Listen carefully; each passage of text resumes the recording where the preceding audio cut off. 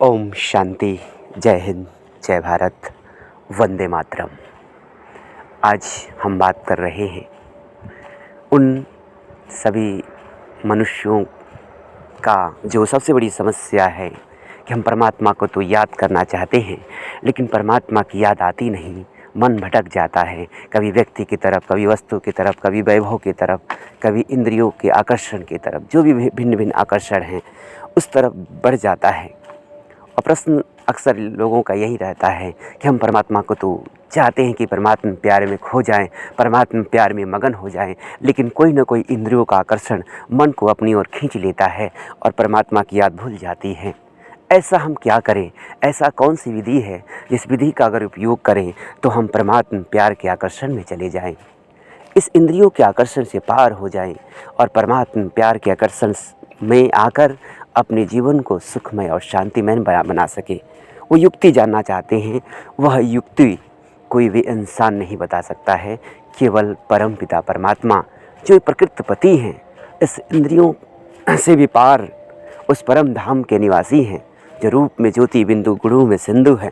उस परमपिता परमात्मा ने जो कुछ युक्तियाँ बताई हैं, उस परमात्मा के आशीर्वाद स्वरूप, उस परमात्मा के अमृत को, ज्ञान अमृत को आप तक पहुंचाने का हम प्रयास कर रहे हैं। आशा उम्मीद करता हूं कि अगर परमात्मा के द्वारा बताई गई विधि का प्रयोग आप करते हैं अपने प्रैक्टिकल जीवन में, तो निश्चित रूप से अब आप इंद्रियों के गुलामी से मुक्त होकर परमात्मा प्यार के आकर्षण में चले जाएंगे और परमात्मा प्यार के आकर्षण, परमात्मा प्यार आपके जीवन को अतीन्द्रिय सुख, गहन शांति और परमानंद से भर देगा। तो अगर आपके जीवन में वो प्राप्ति हो जाती है तो ये समझिएगा कि परमात्मा का कृपा है, परमात्मा का आशीर्वाद है। मैं मात्र निमित्त परमात्मा के आवाज़ को, परमात्मा की बातों को आप तक पहुंचाने का प्रयास कर रहा हूं। अब सबसे पहले ये जान लें कि परम आत्मा कौन है। परमात्मा कोई भी देहधारी नहीं हो सकता। ये पहले मैंने बता चुका है कि कोई भी देहधारी इंसान अधिक से अधिक देव आत्मा हो सकता है, परम आत्मा नहीं बन सकता है। देव आत्मा के अंतर्गत श्री कृष्ण जी, श्री राम जी, जितनी भी देवताएँ हुए, 33 कोटि देवताएँ बोलते हैं। यहाँ तक कि सूर्य को, पृथ्वी को, कितनी को देवता बोला गया है, जल देवता, अग्नि देवता, वायु देवता। लेकिन कहने का मतलब परमात्मा ने जो बताया कि अधिक से अधिक कोई भी इंसान देव आत्मा हो सकता है। हाईएस्ट टाइटल है, लोवेस्ट टाइटल है पाप आत्मा बनना। देव आत्मा और पाप आत्मा, जिसको असुर या और भी कुछ नाम दे सकते हैं आप। तो देव आत्मा अलग है, महान आत्मा अलग है, पूरी आत्मा अलग है, धर्म आत्मा अलग है। और ऐसे परम आत्मा यानी वो भी एक आत्मा ही है, लेकिन परम है। किस कारण? वो हम मनुष्यों की तरह से जन्म मरण में नहीं आते हैं, हम मनुष्यों की तरह से पतित नहीं बनते। वो सदा पावन हैं, वो ज्ञान का सागर हैं, वो सर्व के माता पिता हैं, उनके माता पिता कोई नहीं है। अब तुलना करें, कई लोग अब कहते हैं हम ब्रह्मास्मि, हम खुद भगवान, खुद हम ब्रह्म हैं। और या कभी कोई कहते हैं हम शिव, हम खुद शिव हैं। तो ये बताइए, कोई खुद का पिता हो सकता है भला? मैं बात कर रहा था परमात्मा की। इसमें से ये जो बातें आती हैं, जो भ्रांतियाँ, कोई कहता है कि हम खुद परमात्मा हैं, माया के आवरण से ढके हैं और हट जाएगा तो हम परमात्मा बन जाएंगे। अरे भैया, परमात्मा कोई बनने की टाइटल है क्या? परमात्मा कोई डिग्री है? ऐसा बिल्कुल भूल ना करें। कोई व्यक्ति परमात्मा नहीं बन सकता है, परमात्मा के समान बन सकता है, लेकिन परमात्मा नहीं बन सकता है। अब यह बात है समानता, मानी उसके गुणों में, कर्तव्यों में समान बन सकता है, लेकिन परमात्मा जन्म मरण से न्यारे है। ये कोई मनुष्य जन्म मरण से न्यारे नहीं हो सकता, जिसको कहते हैं मोक्ष हो गया, मोक्ष में चला गया। ऐसा बिल्कुल नहीं हो सकता। ये परमपिता परमात्मा ने बताया है कि कोई भी इंसान का मोक्ष, अब मोक्ष किसे कहते हैं? मोक्ष को परमात्मा ने कहा ये मुक्ति है। किसकी मुक्ति? दुखों से मुक्ति। कोई व्यक्ति साधना करता है, साधना के उपरांत साधना की चरम सीमा पे पहुंचता है तो जीवन में रहते जीवन से मुक्त, जीवन के दुखों से मुक्त हो जाता है, जिसे जीवन मुक्त कहते हैं। जीवन में रहते जीवन के विकारों विकर्मों से मुक्त होना, ये जीवन मुक्त स्थिति है। और ऐसा नहीं कि वो व्यक्ति मोक्ष को प्राप्त कर लेता, नहीं। मुक्ति माना परम धाम, परमात्मा का जो धाम है वहाँ पहुँच रहा, उसको मुक्ति धाम बोलते हैं। और जो व्यक्ति इसी जीवन में रहते अपने विकर्मों, बुराइयों से बचा रहता है परमात्मा की याद से, तो उसका अगला जन्म जीवन मुक्ति यानी सतयुग, जिसको जन्नत, हेवन या स्वर्ग कहते हैं, वहाँ जन्म मिलता है। क्योंकि जिस जैसी क्वालिटी का जो रहता है वैसे उसी तरह का परिवेश में उसका जन्म होता है। तो आप समझ सकते हैं। और एक और भ्रांति लोग कहते हैं, कोई व्यक्ति मर जाता है, कहते हैं कि फलाना स्वर्ग में पधार गया। अरे एक पाप करने वाला भी स्वर्गीय हो गया। स्वर्गीय लगाना भी गलत है।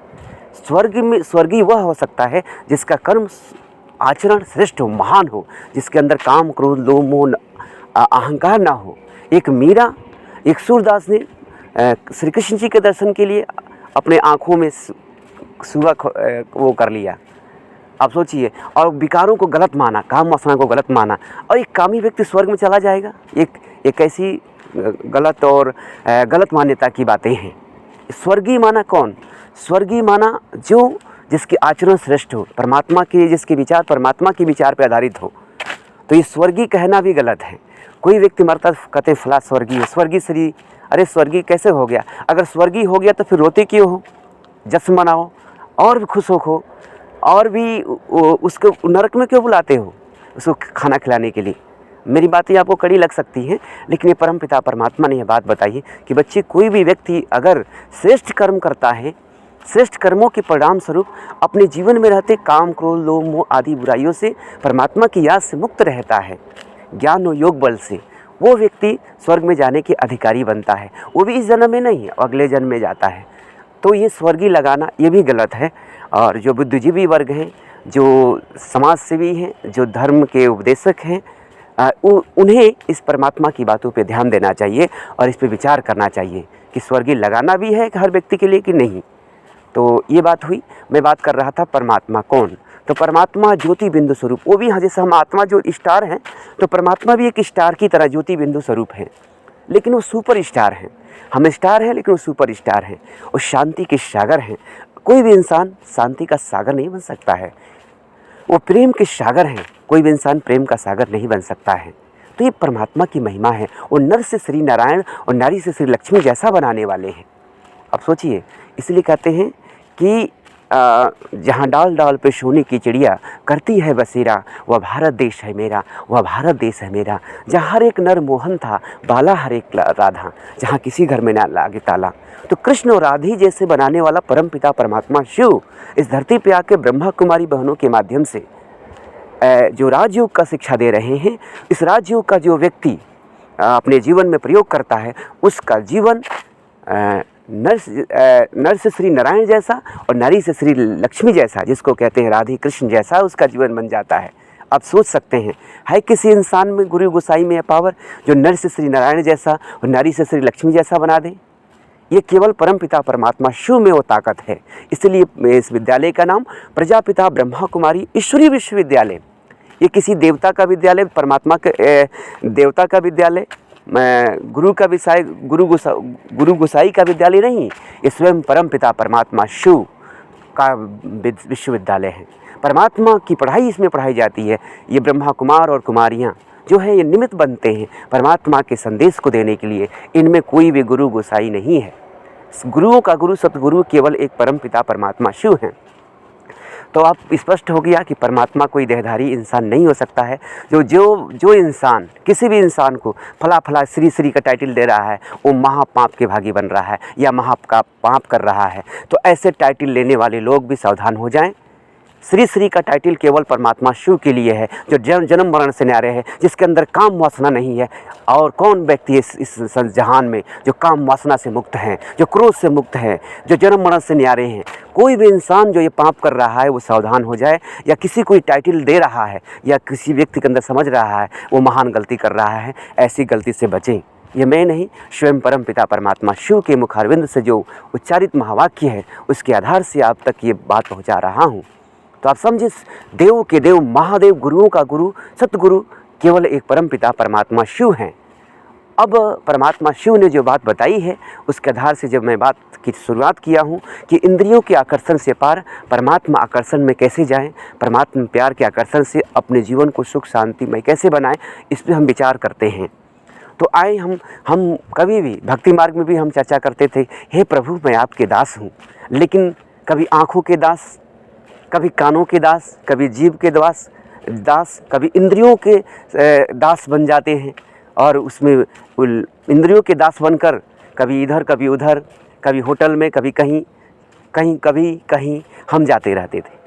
लेकिन परमात्मा कहते हैं, बच्चे तुम मेरे दास नहीं, तुम मेरे बच्चे हो, लेकिन पहले अपने इंद्रियों पे कंट्रोल करो। जैसे एक वैज्ञानिक जब रिसर्च करता है तो प्रकृति के तत्वों पर अपने ध्यान को केंद्रित कर इतना मगन हो जाता है कि खाना पीना भूल जाता है, संसार को भूल जाता है, सब कुछ भूल जाता है, या वह उतना समय वो सन्यासी होता है। यहाँ तक खाना पीना सब कुछ सूझ बूझ भूल जाता है और प्रकृति के तत्वों पर ध्यान केंद्रित करके प्रकृति की शक्ति को प्राप्त करता है। सोचिए जरा कितनी गहरी बात है। प्रकृति के तत्वों पर अपने मन को एकाग्र करके प्रकृति की शक्ति को प्राप्त करता है, और इसके परिणाम स्वरूप गैस हो गया, चाहे मोबाइल हो गया, ये सब साइंस के साधन उपलब्ध हुए जो इंसान के शरीर को सुख दे रहा है। लेकिन मैं बात कर रहा हूँ इस प्रकृति से परे, प्रकृति पति परमपिता परमात्मा शिव की मैं बात कर रहा हूँ। योगी जन साइंस से भी ऊपर है। साइंस की एक सीमा है, लेकिन साइलेंस की सीमा नहीं है, अनलिमिटेड है। वो प्रकृति पति परमात्मा का ध्यान करता है, और वैज्ञानिक केवल प्रकृति के तत्वों का ध्यान करता है और प्रकृति की शक्तियों को अर्जित करता है। वो भी शक्ति है, उसके बिना भी काम नहीं चल सकता है। लेकिन मैं बात कर रहा हूँ जो साइंस से भी, वैज्ञानिकों से भी ऊंचा वैज्ञानिक एक राजयोगी होता है, जो परमपिता परमात्मा, जो प्रकृति से भी परे, क्योंकि वैज्ञानिक केवल प्रकृति के तत्वों पर ध्यान केंद्रित करके प्रकृति की शक्ति को प्राप्त करते हैं। लेकिन एक योगी, एक राजयोगी जो प्रकृतिपति परमात्मा, प्रकृति से परे जो रहने वाला है, परे ते परे परमात्मा है, जो रूप में ज्योति बिंदु, गुणों में सिंधु है, जो उस पर उसका ध्यान करके उसके प्यार में लीन होकर अपने जीवन को सुख में शांति बनाता है, और परमात्मा शक्तियों से काम वासना पे, क्रोध पे, मोह पे, ये लोभ पे, इन सभी पे विजय प्राप्त कर लेता है। ये सिद्धि है एकाग्रता की। लेकिन बात आती है वो एकाग्रता बनेगी कैसे। लेकिन अब हम एनालिसिस करेंगे तो हम पाएंगे, जैसे देखिए आँख हो गया, पहले सबसे ऊपर आत्मा जो भ्रिकुटी के मध्य में रहती है, उसके नीचे आँख है। तो आँखों का रूप क्या है? आँखों में हम रंग रूप ये सब ही देखते हैं, इसी पे लोग दीवाना है। हाँ, लेकिन हम विचार करेंगे कि ये जो भी रंग रूप हम देख रहे हैं ये प्रकाश से ही है। अगर अंधकार हो तो हम रंग रूप देखेंगे ही नहीं। देखिए आजकल जो युवा, हमारे देश के युवा मोबाइल में लगे हैं, ये भी तो प्रकाश से ही है ना। अगर लाइट ना रहे तो सारा मोबाइल, सारा नेट फेल, भले 5G क्यों ना हो। तो आप ध्यान दीजिएगा, इसका भी आधार, अगर मोबाइल ही देख लीजिए, मोबाइल में सारा देश युवा लगा हुआ है, तो इसका आधार क्या है? लाइट है। लाइट ही ना रहे तो क्या मोबाइल चलाएंगे? क्या व्हाट्सएप चलाएंगे? फेसबुक चलाएंगे? इंस्टाग्राम चलाएंगे? नहीं ना। क्या कोई यूट्यूब चलाएगा? नहीं। सारा ध्यान इसी पे केंद्रित है। तो अगर जैसे इस मोबाइल में लाइट नहीं, चार्ज नहीं, लाइट नहीं, तो फिर मोबाइल सारा बेकार है, सारे फंक्शन ख़त्म। वैसे ही सेम ये शरीर भी एक मोबाइल है। मोबाइल सोच लीजिए, ये मोबाइल है, लेकिन इसका जो चार्जर है, इसका जो मेन शक्ति, जो बैटरी है, वो आत्मा है। आप सोचिए, इस शरीर का जो बैटरी है, जो चलाने वाला शक्ति जो है, वो आत्मा है। अगर आत्मा लाइट नहीं तो ये सारा मोबाइल, शरीर रूपी मोबाइल का फंक्शन बेकार है। बात समझिएगा इसमें। ये साउंड, मुख को समझ लीजिए स्पीकर है, अलग अलग जो भी आप समझ सकते हैं। ये आँख को समझिए डिस्प्ले है, कुछ भी बना लीजिए। और ये समझा आपने कि इस तरह से जब जो व्यक्ति सौंदर्य का बहुत पुजारी है, सौंदर्य का दीवाना है, आजकल क्या है, बड़े बड़े एक हमारे यूथ एक गीत सुना रहे थे कि ना कजरे की धार, ना मोतियों के हार, ना कोई किया श्रृंगार, फिर भी कितनी सुंदर हो। वो किसी स्त्री के, किसी प्रेमिका की महिमा किया जा रहा था। मैं कहा यार ये क्या कर रहे हो? क्या वही सुंदर है? वही सुंदर, उससे भी सुंदर कोई चीज़ है क्या आपके पास? तो कहा नहीं। हमने कहा उसको भी बनाने वाला कौन है? उस जिस पे तुम इस सुंदरता के तुम दीवाने हो, इतने मगन होकर गीत गाए जा रहे हो, और उस एक मोह के फांस में फंसे जा रहे हो, उस मोह के चाशनी में धंसे जा रहे हो। अरे आत्मा रूपी चींटी, ज़रा ये बताओ। हंसी में मैंने अपने दोस्त से बात किया कि अरे आत्मा रूपी चींटी, किस चाशनी में बह जा रहे हो, जिसमें जाने के, जिस स्वाद में जाने के बाद आप निकल नहीं पाओगे, आपका जीवन ख़त्म हो जाएगा। तो कहा कि कौन सा स्वाद, कौन सा व्यक्ति जो सबसे सुंदर है? मैंने बताया कि सबसे सुंदर तो एक परमपिता परमात्मा शिव है, जो सब सर्वश्रेष्ठ सुंदर हैं। तो और इस शरीर में जो सबसे सुंदर है वो आत्मा है। जो सुंदरता का जो पुजारी है उसे चाहिए कि अपने आत्मा पे ध्यान दे कि मैं शरीर नहीं बल्कि चमकता हुआ एक स्टार हूँ, एक आत्मा हूँ जो भ्रिकुटी के मध्य, जहाँ पे हम तिलक लगाते हैं, जिसे आज्ञा चक्र कहते हैं, वहीं पे हमारी आत्मा निवास करती है। अगर वो प्रकाशित होना बंद हो जाए तो शरीर मुर्दा हो जाता है। अरे प्यार करने वालों, जरा ध्यान दो, किसी के शरीर से आत्मा निकल जाएगी, उसके बाद क्यों नहीं प्यार करते हो तुम? करो प्यार। बहुत प्यार के दीवाने थे, पर इस शरीर के आकर्षण के दीवाने थे। तो जब किसी शरीर से आत्मा निकल जाती है, प्रकाश जो शरीर को प्रकाशित करती थी, वो प्रकाश निकल जाने के बाद शरीर में बदबू आने लगता है। उसे फ्रिज में रखा जाता है, उसे बर्फ़ में रखा जाता है, उस पर सेंट मारा जाता है, लोग वहाँ से दूर हो जाते हैं। क्यों? क्योंकि जो आत्मा हो निकल गई। प्यार तो आत्मा से था ना। तो शरीर, अगर शरीर से प्यार था तो करो शरीर से प्यार, करो शरीर से प्यार, क्योंकि आपको तो वासना चाहिए था ना, तो वो शरीर है, उस वासना की पूर्ति करो। नहीं करोगे क्योंकि उससे आत्मा निकल गई। इसी आत्मज्ञान, योगी किसी के शरीर से घृणा नहीं करता तो किसी के शरीर से के दास भी नहीं बनता। सौंदर्य से घृणा नहीं करता, लेकिन सौंदर्य का दास भी नहीं बनता है। यह है योगी और भोगी व्यक्ति में अंतर। एक भोगी व्यक्ति किसी सुंदरता का पुजारी बनकर उसी की महिमा करता है, उसी के गीत सुनता है, उसी को याद करता है। लेकिन एक जो योगी होता है वो संसार का कोई भी गीत सुने, लेकिन सारा चीज़, सारी घटना घटित जो करता है वो परमात्मा के प्यार में। वो गीत भी सुनता है तो परमात्मा के, उसका ध्यान उस मन के मीत, उस सुंदरता के पुजारी सत्यम शिवम परमात्मा पे जाता है, क्योंकि वही सबसे सुंदर है। इसलिए क्या सत्यम शिवम सुंदरम। और सुंदरता के व्यक्ति को एक व्यक्ति और ध्यान देना चाहिए। किसी की पत्नी बहुत ही सुंदर क्यों ना हो, लेकिन अगर उसका चरित्र गड़बड़ हो तो दूसरी क्षण वो उसे घृणा करने लगता है, वो उसे अच्छा नहीं मानता है। तो सुंदरता भी हमारे विचारों पे, दृष्टिकोण पे निर्भर करता है। इसलिए लैला भले काली थी लेकिन मजनू को प्यारी लगती थी। तो वैसे ही हम सभी परमात्मा को अगर याद करते हैं, परमात्मा का ध्यान करते हैं, तो निश्चित रूप से परमात्मा की शक्तियाँ हमारे जीवन को महान बनाता है। तो अब चाहिए जो व्यक्ति सौंदर्य का पुजारी है, उसे चाहिए कि परमपिता परमात्मा शिव का ध्यान करें। अब आइए, अब चलते हैं शब्द। कान का विषय है शब्द।